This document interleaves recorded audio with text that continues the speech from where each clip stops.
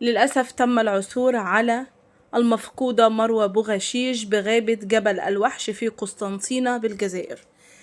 تعالوا نشوف مع بعض التفاصيل المؤلمة جدا، بس في الأول كده لايك للفيديو، اشتركوا وفعل الجرس من كلمة الكل عشان خاطر يوصل لكم الجديد والترند. وقبل ده كله هنصلي على رسولنا الكريم عليه أفضل الصلاة والسلام.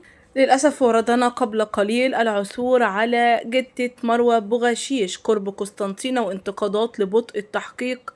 تم العثور عليها على الفتاة التي يحتمل إنها مروة بوغشيش البالغة من العمر 13 عاما في غابة جبل الوحش بجنوب ولاية قسطنطينة بعد اختفائها منذ أكثر من شهر، وتم العثور عليها في حالة متقدمة من التعفن ومتقطعة إلى أطراف غابة جبل الوحش بقسطنطينة. وتم العثور عليها وعلى جثتها من قبل كلب كان يقوم صاحبه بتدريبه يرمي له الأشياء وهو يحضرها، حتى وجد الكلب أحضر له رأس مروة وهي في حالة تعفن وأطرافها، ثم قام صاحب الكلب بالاتصال بالشرطة العلمية، والأهالي عبروا عن صدمتهم الشديدة، فيما تم استدعاء فرق الأمن والتشريح لمعرفة ملابسات الوفاة.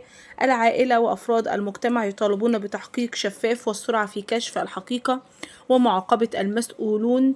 والسؤال هنا: هل تعتقد أن القضية ستحل بسرعة أم البطء في التحقيقات قد يؤثر على الثقة على القضاء؟ طبعا هنستنى رأي حضراتكم، وربنا يا رب يصبر أهلها، اللهم أمين يا رب. انتهى الفيديو مع حضراتكم لحد كده، ومع السلامة.